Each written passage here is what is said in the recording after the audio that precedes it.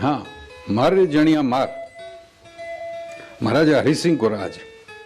मुल्क के सबसे बेहतरीन जूरिस्ट जो थे उनको उठा के बोर्ड ऑफ जुडिशियल एडवाइजर्स में बिठाया जाता था। इतना फॉरवर्ड लुकिंग, इतना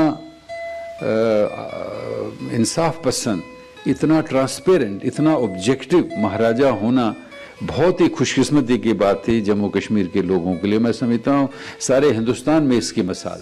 स्टेट में हर खातून जो है वो या तो मेरी बेटी है या बहन है। महाराजा हरि सिंह इस सारे नैरेटिव में एक सेंट्रल फिगर हैं, क्योंकि जो मौजूदा सूरत हाल है उस सूरत हाल के अगर आप जेनेसिस तलाश करें तो महाराजा साहब का रोल जो है उसमें बहुत ही पिवटल रोल है, जिसके जिक्र प्रोफेसर साहब ने किया है। और मुझे लगता है कि वो एक अलग पहलू से उन्हें पेश किया उन्होंने, और उस को भी पढ़ के आप बहुत मुतासर होंगे और एक सही अंडरस्टैंडिंग जो है हिस्ट्री की उसमें आपको मिलेगी। कानूनी दुनिया से ताल्लुक़ रखने की वजह से एक जहन में हमेशा एक कोशिश रहती है कि साहब जो डायनास्टिक रूल्स होते हैं, जो शख्सी राज होता है, उसमें अगर तो बादशाह बिनवलेंट हो तो फिर तो बहुत अच्छा है, लेकिन अगर बादशाह बिनवलेंट ना हो तो फिर बहुत दिक्कतें आती हैं। महाराजा हरि सिंह के रूल के मुतल्लिक जो मैंने सुना है, मैंने पढ़ा नहीं किसी किताब में, लेकिन मेरे कुछ बुजुर्गों ने ये बातें मुझे बताई जो बहुत दिलचस्प हैं, जिसकी वजह से एक परमानेंट रिस्पेक्ट जैसी उस शख्स के लिए मेरे जहन में है। एक वाकया बताया जाता है कि महाराजा साहब जा रहे थे, शायद जम्मू से दरबार मूव की वजह से जा रहे थे या कश्मीर से वापस आ रहे थे, और कश्मीर में अगर आप देखो तो जो नोमैड्स हैं वो अपने रेवड़ लेके सड़क के ऊपर अपनी माल मवेशी, भैंस, बकरी, घोड़े लेके चलते हैं। तो अब वो सड़क जो है पूरी काबू हो जाती है और गाड़ी के चलने का रास्ता नहीं रहता। तो महाराजा साहब का कारवां सुना चल रहा था,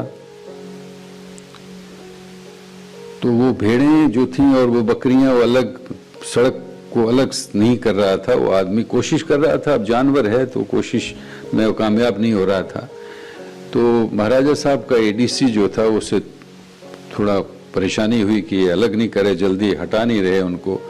तो वो उसने उठ के उसको कहा, भाई हटाओ, जल्दी करो, भेड़ों को साइड पे करो वरना गोली मार दूंगा। को निकाला रिवॉल्वर, पिस्टल निकाला। तो जो बकरवाल था उसे मालूम नहीं कि ये कौन आ रहा है, किसका कारवां है, क्या है।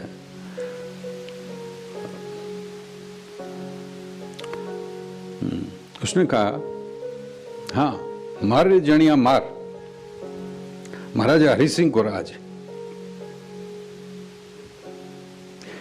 ही चैलेंज हिम, तू मारना चाहता है, जरा मार के तू दिखा। ये महाराजा हरि सिंह का राज। ही डेयर्ड हिम। कितना कॉन्फिडेंस। एक आदमी, एक मामूली आदमी, एक बकरवाल, लेकिन इतना कॉन्फिडेंस कि भाई ये कैसे मार सकता है मुझे, गोली मार सकता है, जरा मार के तो दिखा। ये महाराजा हरि सिंह का राज। महाराजा साहब टोल्ड हिज एडीसी, बैठ जा भाई, बैठ जा नीचे, please sit down. Look at the confidence of that man. कितना उस आदमी के दिल में ये कॉन्फिडेंस था कि साहब महाराजा हरि सिंह के होते हुए मजाल है किसी की के साहब मुझे मार दे, विदाउट नोइंग के साहब ये महाराजा हरि सिंह साहब जो हैं उसी का कारवां है जिसके लिए मुझे कहा जा रहा है सड़कों वाला हटाओ, खाली करो।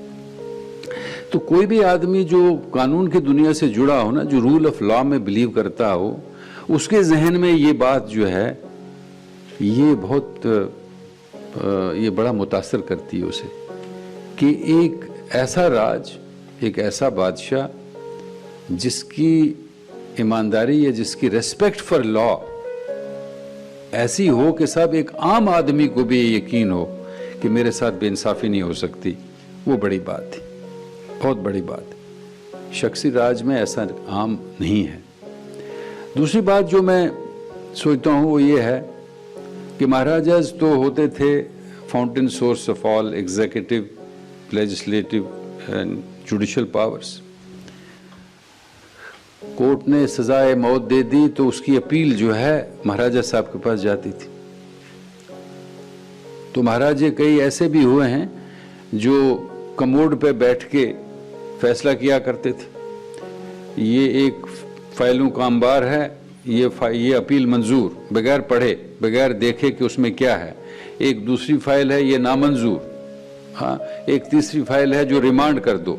सो किस तरफ फाइल रखी गई है, महाराजा वो उस तरह से फैसले किया करते थे। ऐसे महाराजे भी तो थे इस मुल्क में जो बगैर फाइल देखे, बगैर अंडरस्टैंड किए लोगों के मुकद्दर का, उनकी ज़िंदगी का फैसला कर दिया करते थे। लेकिन महाराजा हरि सिंह वैसे नहीं थे। और उनके नाम महाराजा प्रताप सिंह, हमारे जम्मू कश्मीर के जो महाराजों का जो एक यूनिक फीचर रहा है और जो बड़ा मुतासिर करता है हर आदमी को, वो ये है कि महाराजा साहब ने हाई कोर्ट के ऊपर जो अपील उनके पास जाती थी, उन्होंने कहा साहब मैं कैसे सुनूंगा अपील, आखिरकार मुझे कानून तो आता नहीं, ना मैं वकीलों की बहस सुन सकता हूं। चुनाचे उन्होंने बोर्ड ऑफ जुडिशियल एडवाइजर्स बनाया। बोर्ड ऑफ जुडिशियल एडवाइजर्स मतलब जुडिशियल, जैसे प्रिवी काउंसिल होती थी और वो किंग या क्वीन को एडवाइस करती थी, वैसे ही बोर्ड ऑफ जुडिशियल एडवाइजर्स था महाराजे का कि अगर हाई कोर्ट ने फैसला दिया है और उसके खिलाफ किसी की अपील है, महाराजे के पास लाई करती है, तो महाराजा साहब नहीं सुनेंगे, उनका बोर्ड ऑफ जुडिशियल एडवाइजर्स सुनेगा। और बोर्ड ऑफ जुडिशियल एडवाइजर्स जो थे कोई महाराजा साहब के रिश्तेदार नहीं होते थे, कोई अपनी बरादरी के लोगों को उठा के नहीं वहां बिठाया जाता। मुल्क के सबसे बेहतरीन जूरिस्ट जो थे, खाओ इलाहाबाद हाई कोर्ट से हूँ, कलकत्ता हाई कोर्ट से हूँ, पटना से हूँ, या मुल्क के किसी दूसरे कोने से बेहतरीन जूरिस्ट जो थे, जो नामी जूरिस्ट, उनको उठा के बोर्ड ऑफ जुडिशियल एडवाइजर्स में बिठाया जाता था, क्योंकि वो सुप्रीम कोर्ट मानी जाती थी। तो महाराजा साहब की उस पीरियड में, उस दौर में जुडिशियल फंक्शनिंग जो थी ऐसी स्ट्रीमलाइन थी कि कोई आर्बिट्रेरीनेस, मनमानी नहीं हुआ करती। ये बहुत बड़ी बात है for a person belonging to law. Legal दुनिया से हूं मैं, 50 साल से इस शोबे में हूँ, वकील और जज के तौर पे। मैं समझता हूँ कि इतना फॉरवर्ड लुकिंग, इतना इंसाफ पसंद, इतना ट्रांसपेरेंट, इतना ऑब्जेक्टिव महाराजा होना बहुत ही खुशकिस्मती की बात थी जम्मू कश्मीर के लोगों के लिए। मैं समझता हूँ सारे हिंदुस्तान में इसकी मिसाल थी। तीसरी चीज़ जो तीसरा वाक़या जिस पे मैं आपसे बयान करना चाहता हूँ महाराजा साहब के बारे में, वो ये है, कहा जाता है कि महाराजा साहब के कोई दोस्त थे, शायद अफंदी या कौन, डॉक्टर साहब बताएंगे, कोई शख्स थे, उनके साथ जा रहे थे, गाड़ी में सफ़र कर रहे थे। तो रास्ते चलते हुए, गाड़ी में चलते हुए उन्होंने एक गुजरी को देखा, एक गुजर खातून को देखा, और उसने कोई नाजेब लफ्ज़ इस्तेमाल किए उसके बारे में। तो महाराजा साहब इतने नाराज़ हुए, उन्होंने ड्राइवर को कहा गाड़ी रोको, और उसको कहा तू बाहर निकल जा। ही turned him out of the car, और ड्राइवर को कहा चलो, इस आदमी की अकल ठिकाने आनी चाहिए, इसको ये एहसास होना चाहिए कि इस स्टेट में हर खातून जो है वो या तो मेरी बेटी है या बहन है,